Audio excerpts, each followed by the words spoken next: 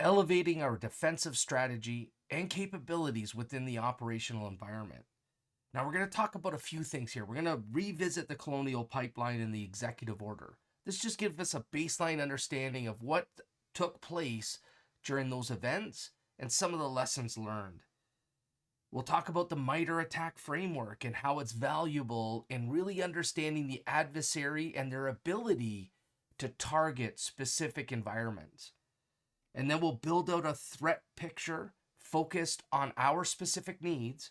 Then we're going to move into use case based analysis, identifying risk, and ultimately highlighting gaps that we may need to address. Let's get started. The Colonial Pipeline and the executive order. Now, this one's interesting, and we're going to get into the details, but on May 7th, 2021, the organization was compromised by ransomware. And in fact, it was so bad that they had to shut down the pipeline.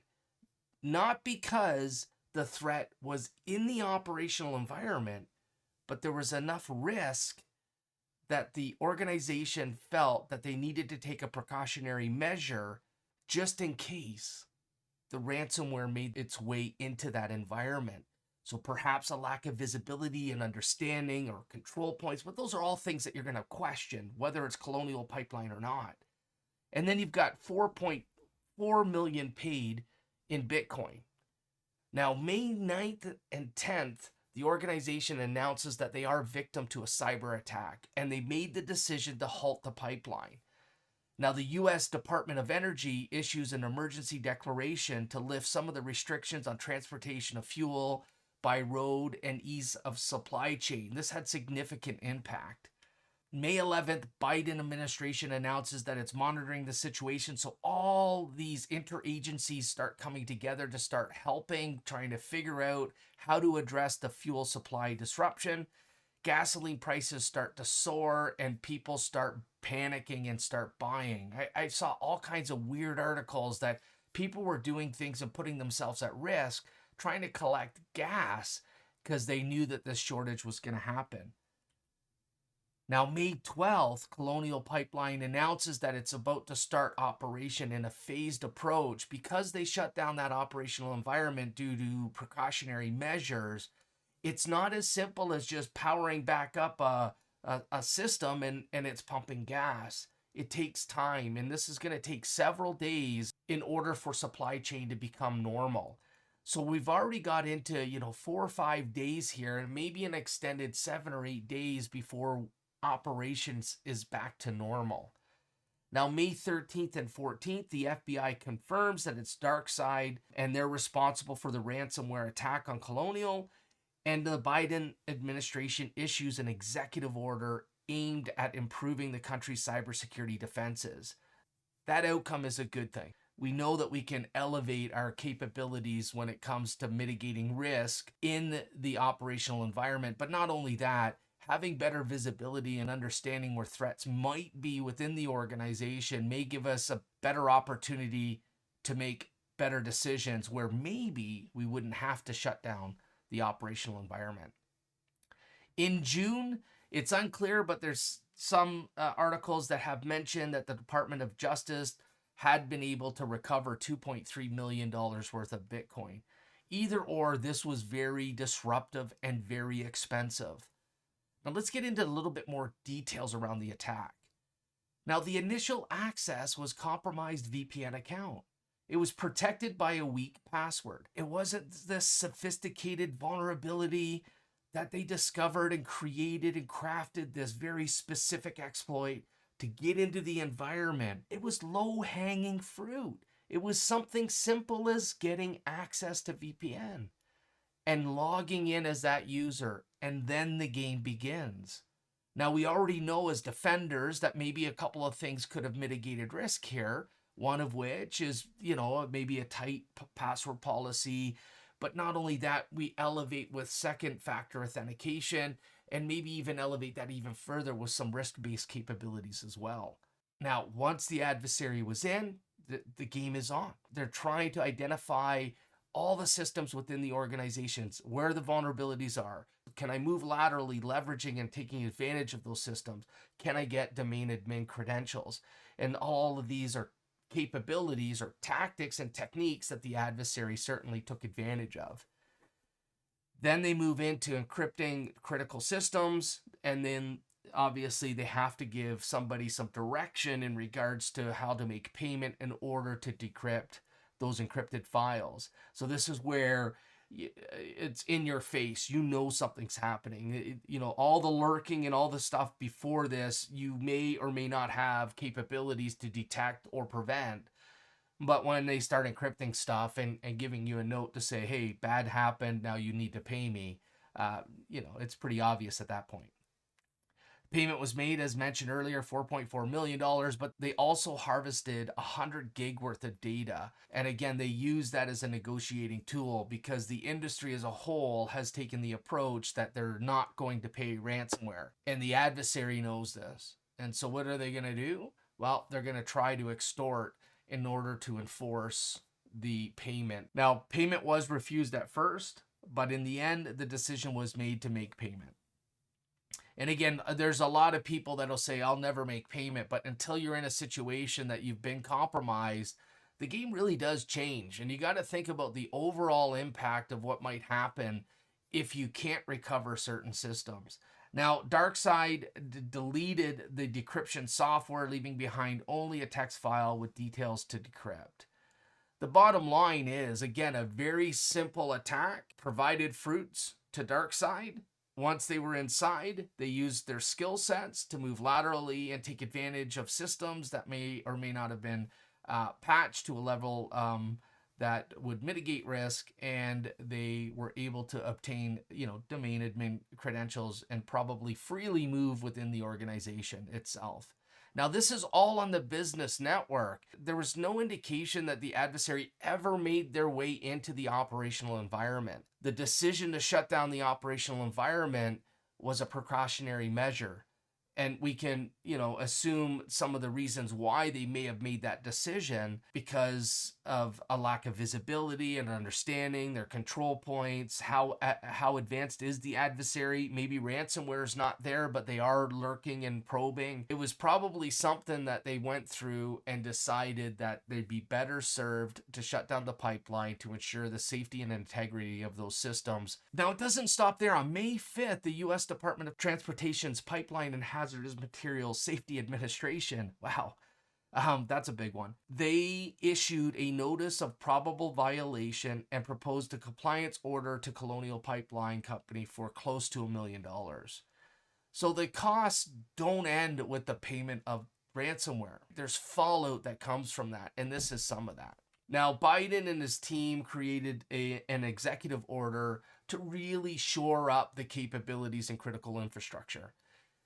Now, I'm not going to go through all the details, but I'll go through each section at a high level, and I'll pull out, specific control areas that we can certainly take advantage of. Now, section 1 was a policy to improve really the efforts to identify, deter, protect, detect, and respond to actions and actors. Now, section 2 was removing some of the barriers around sharing threat intelligence. This is between private and public sector. I think this is a good thing regardless. I think all parties should be sharing information around threat. How they may implement the control and mitigate risk, that's something else. But we certainly should be sharing information to minimize everyone's risk, not just an organization that may leverage a certain product. Now, section 3 was really around modernizing federal government cybersecurity. So they talk heavily around zero trust architecture, right? Not a point product, but a framework that you can drive towards.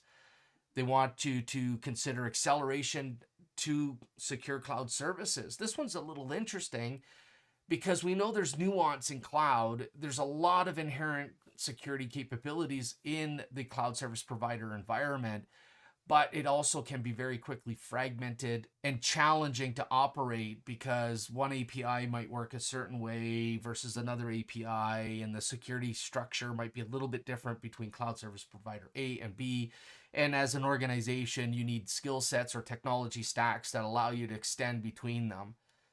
And then you've got centralized and streamlined access to cybersecurity data to drive analytics. So this one's key. It's very difficult to be at a level to defend against an advanced adversary, but even anybody. So the bottom line here is that we need to be able to pull information in and make sense of it so we really have better context on what's happening and ultimately be able to make decisions that may not have the same level of impact as shutting down the pipeline.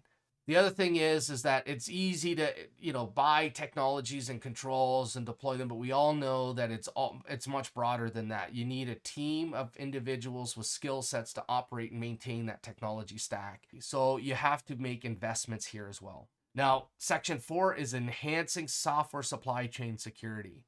So they talk about multi-factor and risk-based authentication that is conditional.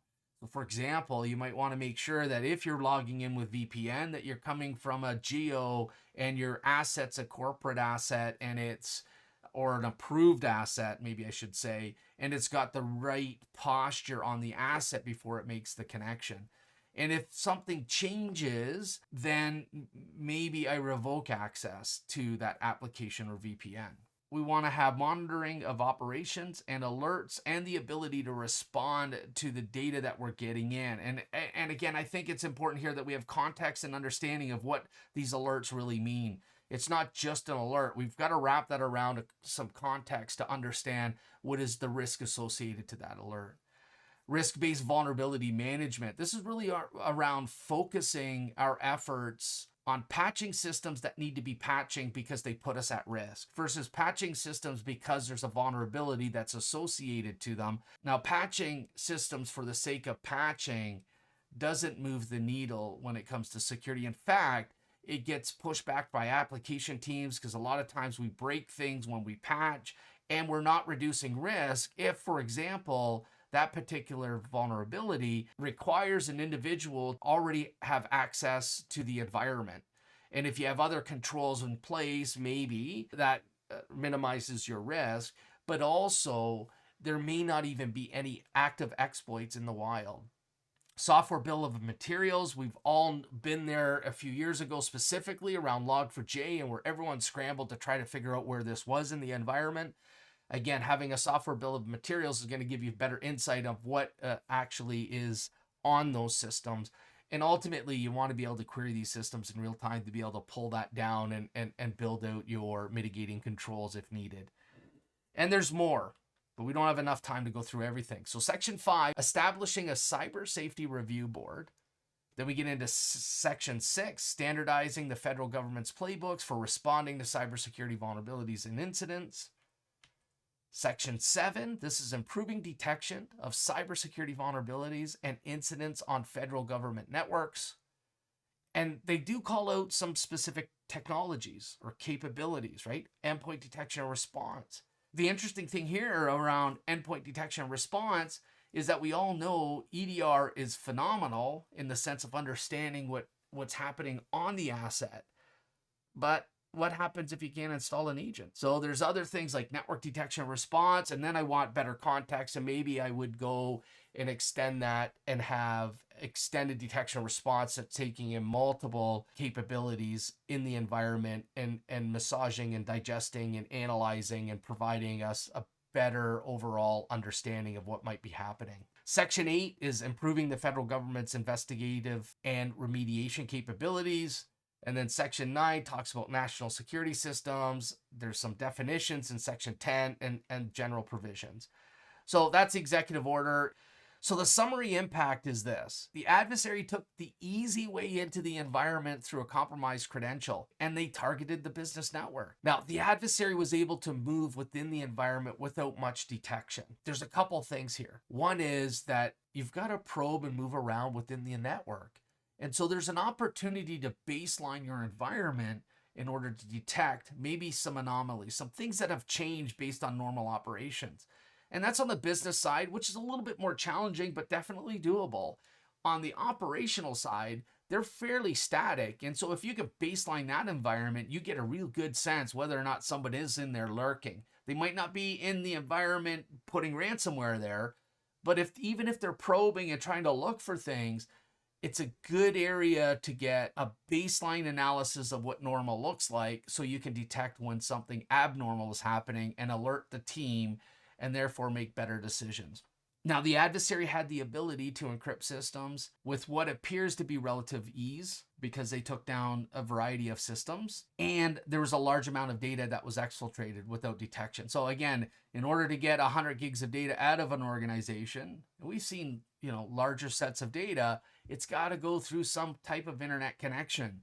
And if it's going through some type of internet connection, there's likely going to be an increase of throughput going through that box. And you can have it where you can start detecting that. Not only that, you could have a system that now is sending data that normally doesn't. And if you baseline the environment, then certainly you would see that as a data exfiltration type alarm, or maybe even a data hoarding alarm first, which means that the asset is seeming to pull data in, which would be a collection of data first, and then sending data or exfiltrating data outbound. And we know the pipeline was shut down as a precautionary measure, and it took several days, and it was done there to prevent ransomware from spreading into that environment. We also know the organization made the ransomware payment and the organization was fined. Now, this is not fun for anyone, and everybody feels for Colonial as they went through that journey because many of us have been there. Now, let's talk about knowing the adversary. Now we're taking a step back, and this is where I believe we're elevating our ability to defend.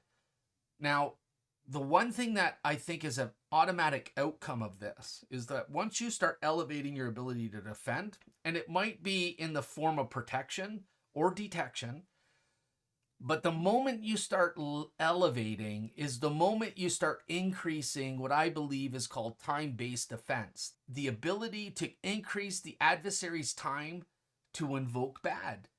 And therefore, I have an opportunity for all of my tooling that I've invested in to further either detect or prevent the adversary's ability. All right, MITRE ATT&CK. So what is MITRE? Who is MITRE? Well, nonprofit, U.S. company, multiple federally funded research and development centers. They're public and private partnerships in many areas, including cybersecurity. These are the folks who brought us the CVE database and the CWE program. So CVE, Common Vulnerabilities Exposure Database, we're all very, very familiar with that. Now, what is ATT&CK? Well, ATT&CK focuses on the adversarial's tactics, techniques, and the common knowledge around those tactics and techniques and the adversary's ability. Now, it was born in 2013, and it documents those TTPs, tactics, techniques, and procedures that advanced persistent threats leverage or the adversary in general.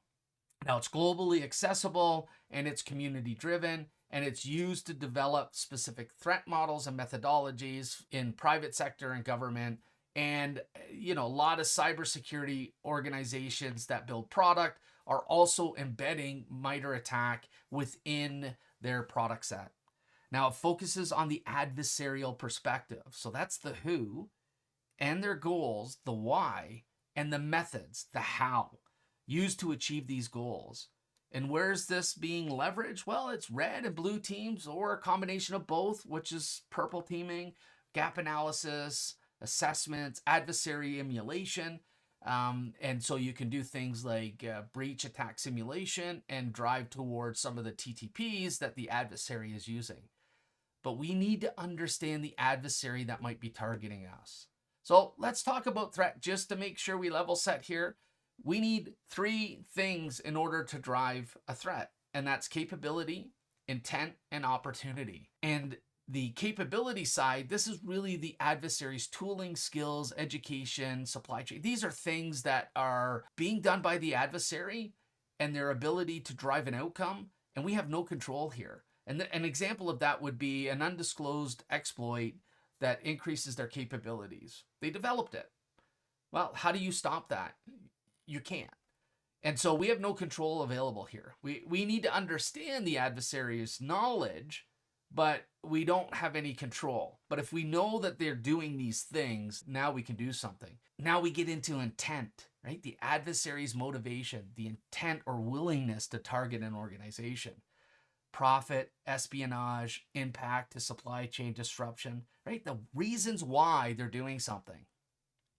Again, we have no control here. We need to understand the intention of the adversary, but there's nothing that we can do to mitigate risk.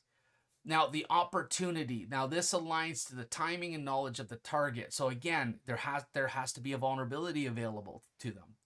0 days, the time of business. These are the opportunities. This is where we have an ability to control. And how do we do that? Well, we can do it with things like patching, network segmentation, application control, multi-factor authentication, and a ton of other things.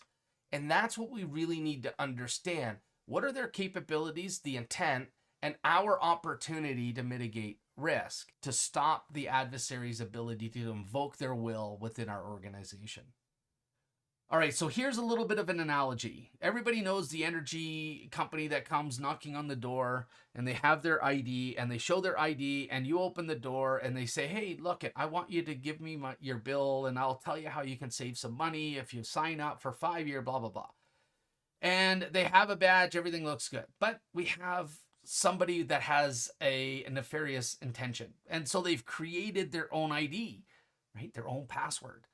And they knock on a door and you look through the peek hole and you see the individual, you see the little badge, they've got the clipboard, everything looks good. You open the door, but the adversary was really trying to get into your home to gain access and maybe steal something.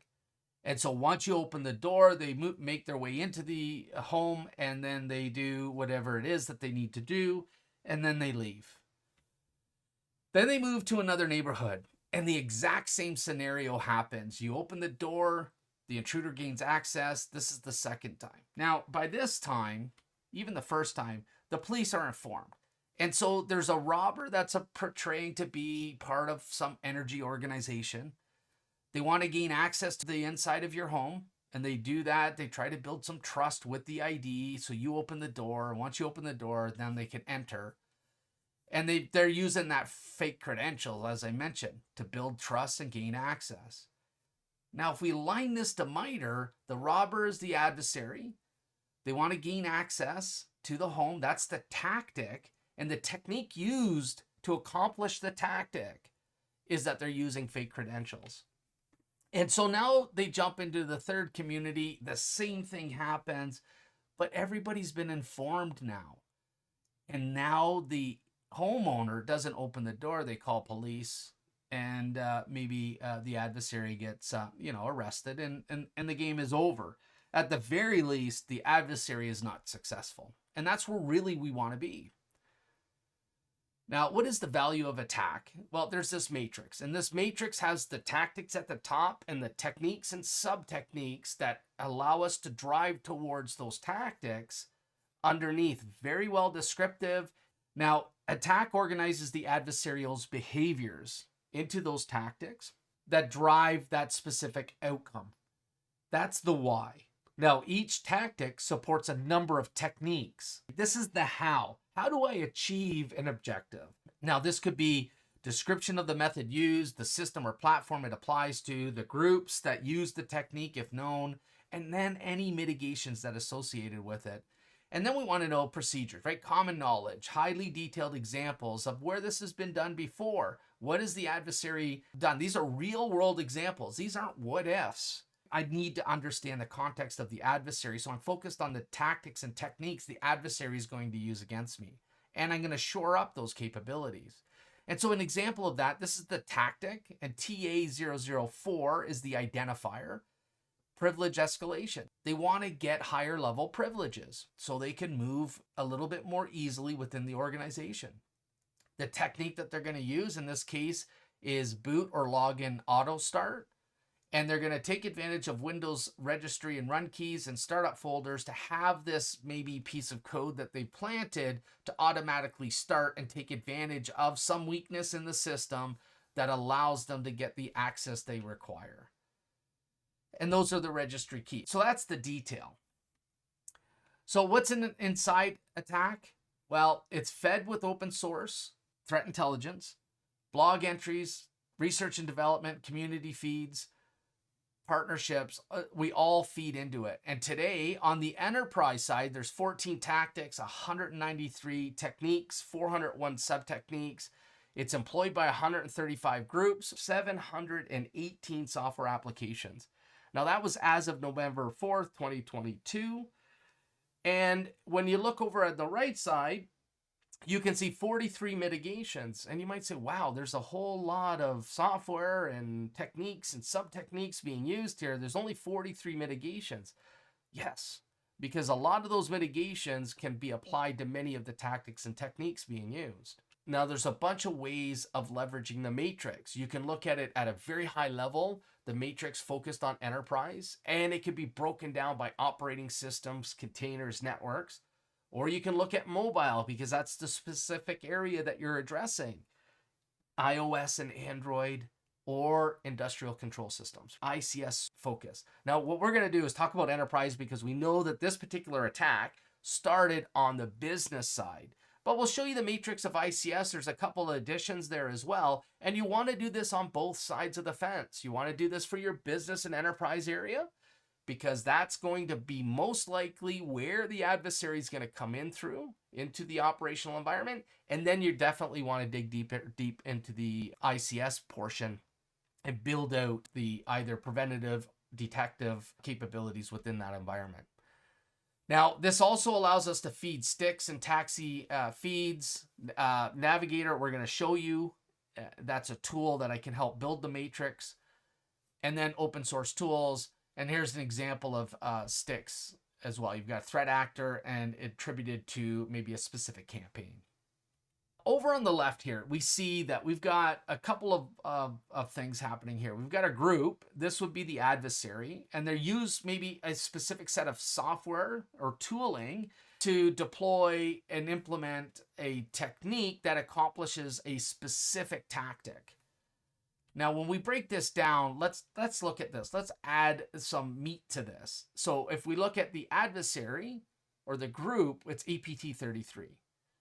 They use Mimikatz, that's the software, to dump credentials out of memory. And what are they trying to accomplish? Well, credential access. Now, mitigations would help prevent their adversary's ability to be able to do this. So that's something that you probably want to consider. And then here are the identifiers to ensure that when we're sharing this between teams, that nobody's, researching something that may not be exactly what we're looking at. So very, very specific. T1003.004 is credential dumping, and that's the technique being used to accomplish TA0006, the tactic of credential access. So the pyramid of pain, this defines the pain it will cause the adversary when you're able to deny those indicators that they take advantage of. So for example, you've got domain names, addresses, and hash values. A lot of this is fed in through security intelligence by any feed that you might subscribe to. Now, this is really the symptom. It's good to take advantage of these early warning preventative capabilities, but the adversary can change a hash or an address or a domain name pretty quickly. So again, we're going to do that because it helps get rid of the noise, but that's not where our focus should be. We really should climb higher up into that stack, and that's where we get into TTPs. We get into TTPs, which is tough for the adversary to overcome. Now, there's some nuance here. For example, if an adversary needs PowerShell in order to advance their capabilities within the organization, and I deny them the ability to do that, that makes it hard. What I mean by that, that means that either they got to reprogram whatever it is that helped them get there and embed their own tooling, or once they get there, they've got to pull in their own tooling to be able to do what PowerShell was going to offer them. Now, at the same time, and this is the nuance, if I use PowerShell to administer the organization, then I may have to find different ways to reduce my risk here, because I may not be able to get rid of it, as an example. All right, how do we build that first threat picture? We're going to leverage Attack and Navigator, and we're going to do a gap analysis. Now, we're going to go ahead and use MITRE ATT&CK. You can go to the attack.mitre.org, and you can look at all the matrices that are available to you. You can look at the tactics, the techniques, the mitigations. You can search up any of this stuff. There's blogs and resources and tons of referenceable content on that site. If you want to learn about the adversary, this is where you need to go. And I could do a search, say oil and gas, and it's going to give me any specifics around oil and gas. Maybe I need to be a little bit more creative here on how I'm doing my search. But the bottom line is that I can come in and very quickly understand, what are some of the content that's very specific to my organization that I may need to focus on. Now, here's an example. Once I do some research, maybe I'm looking at Deep Panda. I can see Deep Panda, suspected Chinese threat group, known target many industries, government, defense, financial, telecommunications, healthcare, blah, blah, blah. The bottom line is that if that is one of the industries that I'm mitigating risk against, then this might be a group that I want to pay attention to. And so then I could very easily launch this into Navigator and get a better view of the tactics and techniques Deep Panda actually uses in order to be successful. And now I can build this coverage map. You can see this here, it's pulled in, and I could actually put in the capabilities that I have from a preventative and detective perspective and overlay them to see where my gaps are. Now, we can also search within Navigator. So you can see the matrix here as well for enterprise. I could very quickly take a search, look for dark side. You can see there's threat groups, FIN7 here. I can actually select that. It builds it out. Here are all the tactics and techniques this adversary is using in order to take advantage of the organization. And so if I can learn about the adversary's ability, then I can understand how I may be able to introduce both preventative and detective capabilities, because you can't prevent 100% of everything. As I mentioned, if you need PowerShell and you can't get rid of it and you can't restrict it, and they can get the credentials anyway, then, well, I guess you got to live with it, right? So you have to look for the other opportunities to be able to maybe detect the adversary for taking advantage of something like PowerShell. Now, the other thing is you want to make sure that you're scoring these too. So you want to make sure that you agree on the rubric scoring that you're going to do. So do something that maybe you have within your organizations around risk management, but this helps with giving you granular scoring when it comes to things like confidence level and a layered defense. Now, with each technique, you can dive right from this Navigator tool, and you can use this from MITRE ATT&CK framework directly, or you can download it and have it installed locally in the organization as well. The nice thing about that is you can really save these out and use them locally as well. You can drive right into those details. So the technique, if you want to know what is drive-by compromise, you can actually go and view both the tactic and the technique, and it'll pivot right into MITRE, and you'll get all the descriptions, all the details around it, every adversary that uses it, blah, blah, blah. Like, it's a ton of data. You're not going to know every single tactic and technique and how the adversary may be using it. For example, you're going to see valid accounts, and it's going to be valid accounts is used in a variety of ways, right? Initial access, maybe it's there for persistence or privilege escalation, but you want to know it in the context of that specific tactic. Let's go ahead and break this down a little bit. So what we want to do is analyze and organize the data. And so in this case, if we take dark side, we know that reconnaissance, resource dev, credential access, discovery, exfiltration doesn't show up here.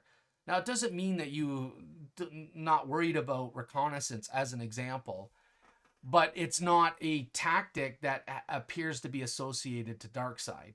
Then you have initial access, and the adversary uses replication through removable media and valid accounts. So we know valid accounts certainly was the ability for the adversary to get initial access to Colonial.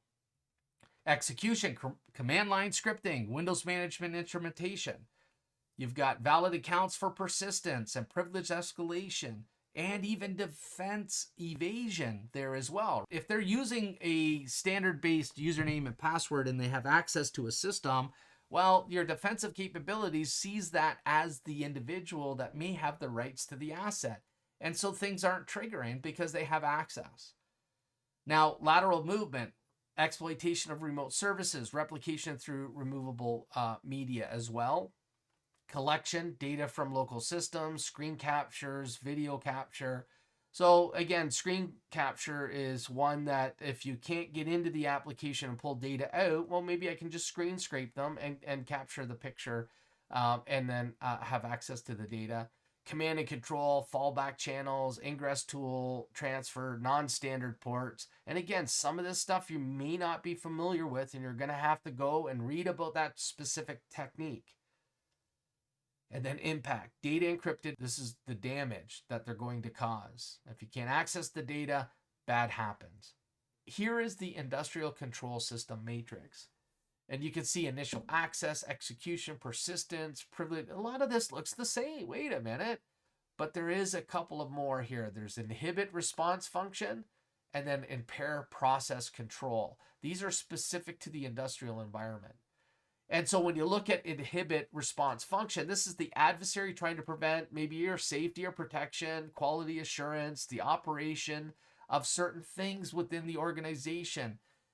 And the goal here is either to cause failure, hazard, or an unsafe situation. Now, impair process control. The adversary is trying to manipulate, disable, or damage a physical control process. And so this could be something like brute force input and output.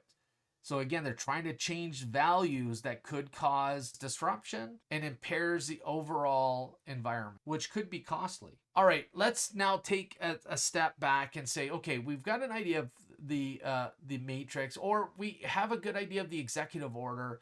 And now we want to really start systematically understanding our use case and analyzing and identifying risk and associating where we have the ability to either overlay that with the matrix from MITRE or the executive order or any other governance that you might be trying to achieve. And so we know the fragmentation and complexity within security is a bad thing. And we also know that we've got all kinds of telemetry and data that's available to us, from IP addresses, domains, URLs, hashes, emails, living off the land, TTPs, but we also have the ability of building controls and detective capabilities here as well. So our goal here is truly understanding the opportunity. And so let's look at this and take a step back. We've got a remote support engineer. That remote support engineer has an asset. That asset needs to be patched. It should have things like exploit prevention or system process protection. So making sure that you can't take advantage of a vulnerability within Firefox as an example. And these are preventative capabilities. Advanced malware protection. You want malicious activity protection. So if somebody's trying to encrypt a bunch of files, maybe you want the ability to see that process being invoked and then very quickly mitigate or kill that process. Application blocking, network blocking, USB blocking. You've got intrusion prevention potentially here, or maybe it's upstream on the network. You've got firewalling, again, could be here or upstream on the network.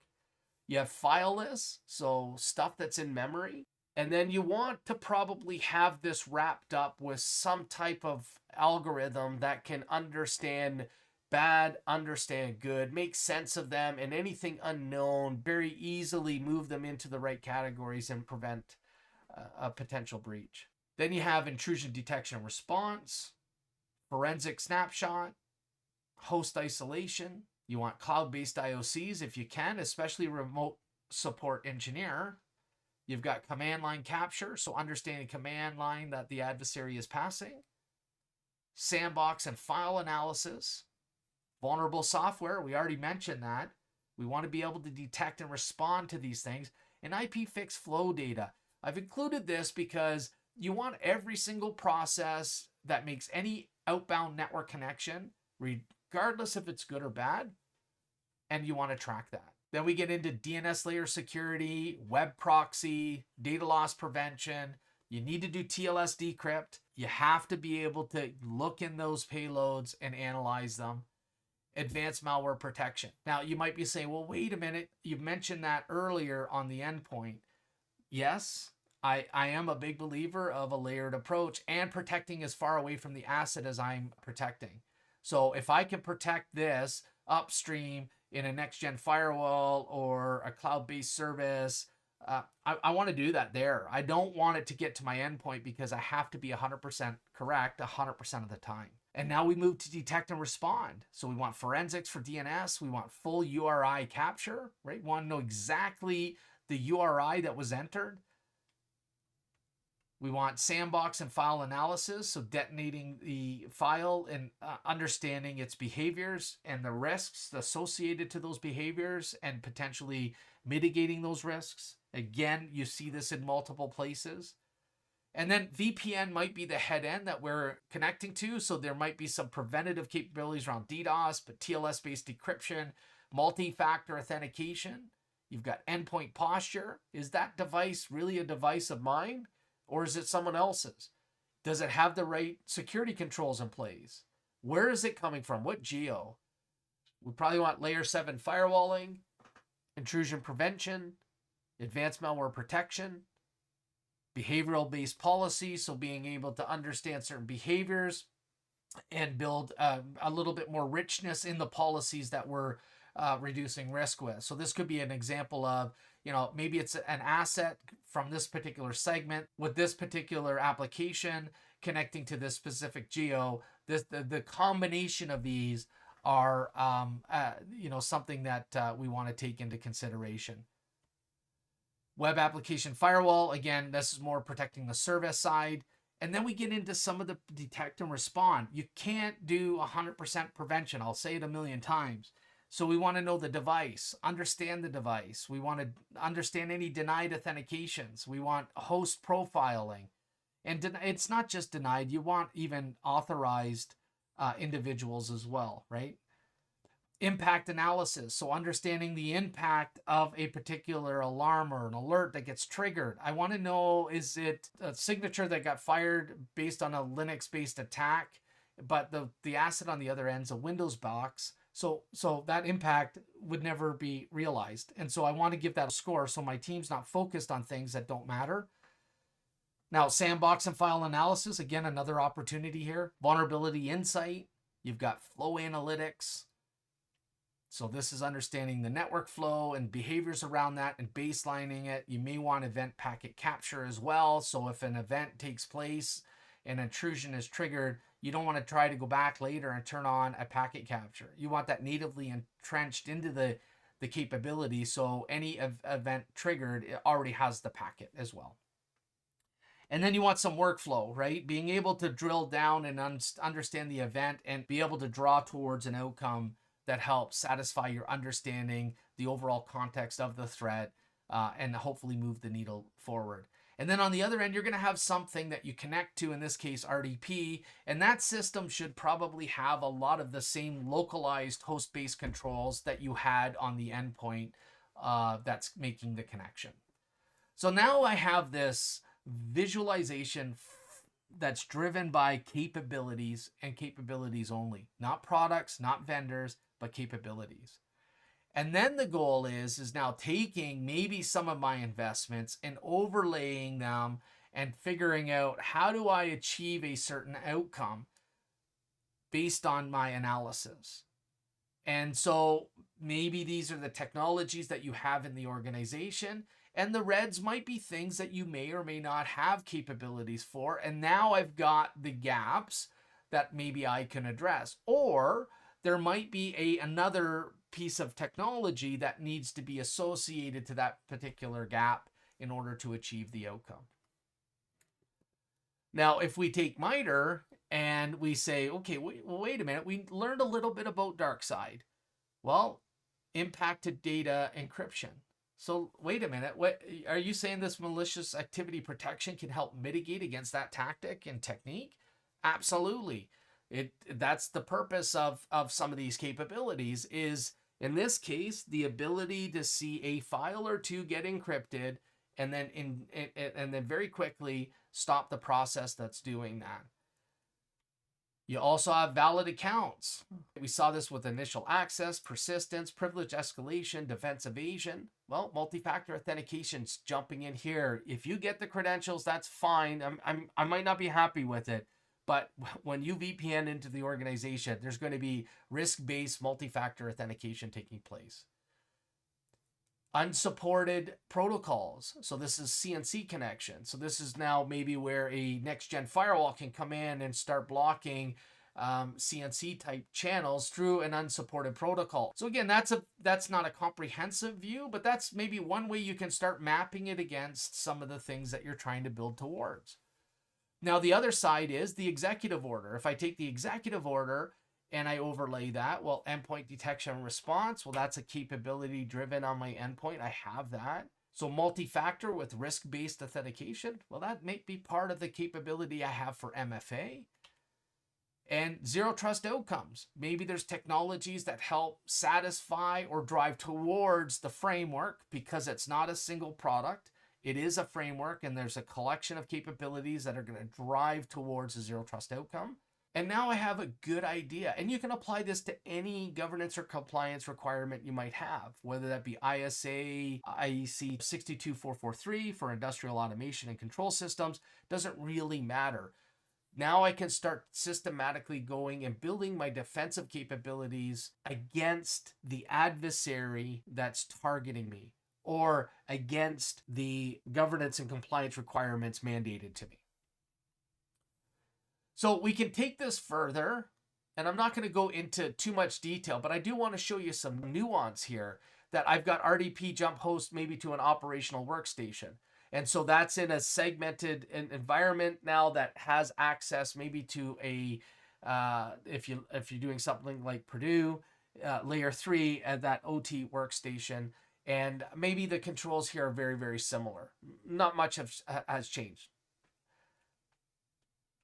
And so that's fine. So that's where you can start copying and pasting, because you might be thinking, I got to do this for every flow. This is really getting difficult. Well, a lot of it you're going to see is rinse and repeat because you want a lot of the similar capabilities. Now, this one changes a little bit. This one's the OT workstation accessing an HMI. And so you might have additional things that you might want. So this is an internal in your network. You might want to profile and posture every device that connects to any port on that environment. You might want to do a macro or micro based segmentation, again, driving towards a zero trust outcome. You want to take authentication logging, posture state analysis. These are things that we want to have from a detective and a response capability depending on the outcomes here. And then you might want to get in a little deeper around understanding the very specific needs within the operational environment. So I want an inventory of every single asset that's in the operational environment. I want to understand the operational vulnerabilities that may exist in the operational environment. I want to baseline and do anomaly detection within the operational environment. This one's key because, as I mentioned earlier, the operational environment is pretty static. And so you can do this with high levels of efficacy and very quickly pick out those anomalies. I also want a record of all of my assets, any modifications in the configurations of those assets. And then intrusion detection focused on the operational environment that understands the protocols and the behaviors and the nuance within the operational environment itself. And again, as I start to peel this back, I might take a little bit of a different approach. I might look at audit mode, the ability to not block or prevent anything on the endpoint, but certainly monitor and alert. I might want to be able to have very specific profiles within my NAC-based solution to be able to build policy and access as devices connect to the environment based on the operational environment. I want an understanding of the operational protocols and applications that might be running there. So I can build very granular layer 7 based policy to allow very restricted controls and access, and maybe even stop things like changing a read parameter to a write parameter. And then again, very specific in the operational protocols, understanding those operational protocols in the environment, to be able to pull out information around the asset, the modifications, the configurations, and truly understand what threats might exist in the organization so I could very quickly mitigate. But you want to take a platform-based approach to this. So you might have these different tools. Again, it could be vendor A, vendor B. You can have these tools, but what you want to do is start overlaying this to understand how are you driving towards that platform-based approach. And so you might have NACK that provides authentication and profiling of anything that connects to the environment. It might also provide enforcement. You might want to take flow analytics that are coming in on the switch and feeding it into some intelligent backend to make sense of it and baseline the environment. You might want to take some of the specific assets that are within the operational environment and feed that into a network access control platform to build very specific policies for those very specific assets that aren't traditional assets that we see in the business environment. And then we want profiles shared. We want policy-based outcomes here. We also want to feed that into a firewall as well to be able to say, you know what, we're seeing an anomaly that's very specific within the environment. And we might want to upstream based control to minimize our risk. So not allowing it to move anywhere else in the environment and very quickly restricting that. You can also take an NACK-based approach and maybe isolate the asset. And when I say isolate in the operational environment, you got to be very, very careful. Doesn't mean that you're going to block and shut it down unless you have a duplication and it's non-disruptive. But in most cases, you may look at maybe further restricting where it's not going to impact the operational process. You're also going to feed some of the telemetry data into that core network-based analytics engine as well. And then you've got, any change in the disposition of an asset, you may want to take a network-centric based approach to maybe further mitigating, as I mentioned earlier. And that could be through, standard-based things like sticks and taxi. And you also want to feed into your next-gen firewall to give it intelligence regarding whether or not something happened on an endpoint that could help enrich the network admin's understanding of the threat. So, for example, malware may have come in through the business network, and at the point of time of inspection, maybe we didn't know it was bad, and now it is. And therefore, maybe we block it on the endpoint. But we also want to know on the firewall, did the endpoint quarantine it? Was the malware ever executed? And what were the applications that may have introduced that indication of compromise? And again, we can build this out, but this is a simplified view where we start stacking the capabilities that we've been able to build upon based on the matrix from MITRE and or the executive order or any other compliance. And then we start feeding this into a platform to make sure that we're making the right decisions in the controls that we're adding and providing that more holistic view and driving towards an overall better outcome. Now, this is something that we do specifically is where we come in and we actually build out a flow-based visualization of the controls that you may have or the capabilities that you may have in the organization and identify them, and then kind of have a very open conversation about whether or not the controls are going to satisfy the security need. So, for example, if you say a remote employee comes in and they log into a VPN or service, and they use a first form of a factor like username and password, and nobody brings up the idea of MFA, then what the group's intention is to kind of call that out and say, well, wait a minute, what happens if that username and password gets compromised? Did we just give access to our environment? And someone's going to say, yes, you did. Maybe we need something like multi-factor with risk-based authentication. And so we'll add that as a capability that's needed within this flow.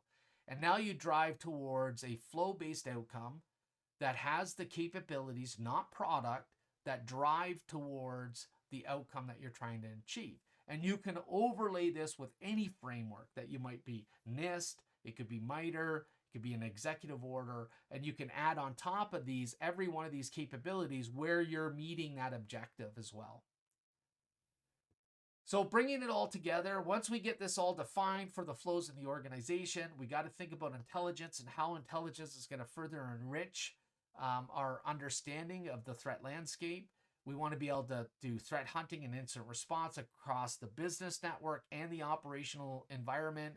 You also got to think about cloud service provider A, B, and C and reduce complexity as much as possible. And we need automation and orchestration. We can't do this all on our own. We definitely need to be able to get rid of some noise and automate some of this stuff. Maybe less in the operational environment and more in the business network. But again, you're going to scrutinize this a little bit and figure out what's best for your environment. And then the business network, right? We can't lose sight of it. The business network, as we see in many, many cases, is where the threat starts. And so we've got to get better at understanding and mitigating risk in the business network, but also making sure that if it gets into the business network, we're not taking precautionary measures that impact the operational environment. And in order to do that, we've got to have better context and understanding. And so the operational environment needs to have capabilities to understand both the threat actors that are targeting them and the potential tactics and techniques that they might be leveraging, but both preventative and the ability to detect things that do pass any one of the controls that we might have. Now, I'm just going to close this up a little bit. You're going to have tons of telemetry that comes in. And this is where things get a little bit more difficult. And endpoint detection is great for anything that has endpoint detection on it, but never tells the whole story. And so you need to feed it into what we call is extended detection response. This will give us a visualization of the threat and how it was realized, and it's going to pull things together. What happened? Well, it came in through email. It went to these 10 individual users that have 10 assets associated. When they clicked it, it opened up PowerShell and made a connection. You want all that detail. Hopefully you're preventing this, but the reality is you're not going to prevent 100% of everything. And so we're going to get a good understanding of the assets impacted, the observables that were seen, and the risk factors associated to them, any indicators like Mimikatz dump credentials, any other indicator that may be associated with it. And when we jump in, we want to see all the alerts that might be associated with that particular asset. We want to understand the tactics and techniques the adversary is taking advantage of. We want to be able to not only identify, but contain and eradicate and recover our systems. And so XDR is where the industry is certainly shifting, and it's providing that holistic view of a threat or a campaign that might be in your organization and pulling a lot of the pieces together to give you better context. So in summary, cyber threats impacting the operational environment most likely will start from the business network, but all areas of impact should be considered. Decisions that impact the operational environment may be due to a lack of visibility versus the real threat. Understanding the adversaries targeting operational environments elevates Blue Team's ability to defend. Building out a matrix of tactics, techniques, and procedures helps identify the gaps needing to be addressed. And understanding the use case, the flows, can help address weaknesses that exist in your overall security posture and helps align to frameworks and comply with governance models of interest. Listen, defending is tough business. We all know this, but we really need to start elevating our ability to understand the adversary and get to those higher levels of the pyramid of pain. Tactics and techniques and procedures are going to help us significantly reduce our risk and the adversary's ability to invoke pain on us. Let's reverse this. Let's invoke pain on them by making it hard and difficult. And the outcome of that is time-based defense, meaning I'm going to block you in tons of areas. And because I'm invoking that pain on you, adversary, you're going to make more noise. And in turn, that's going to give my tooling a better opportunity to detect you and buys me time. Threat informed with time-based defense equals better success.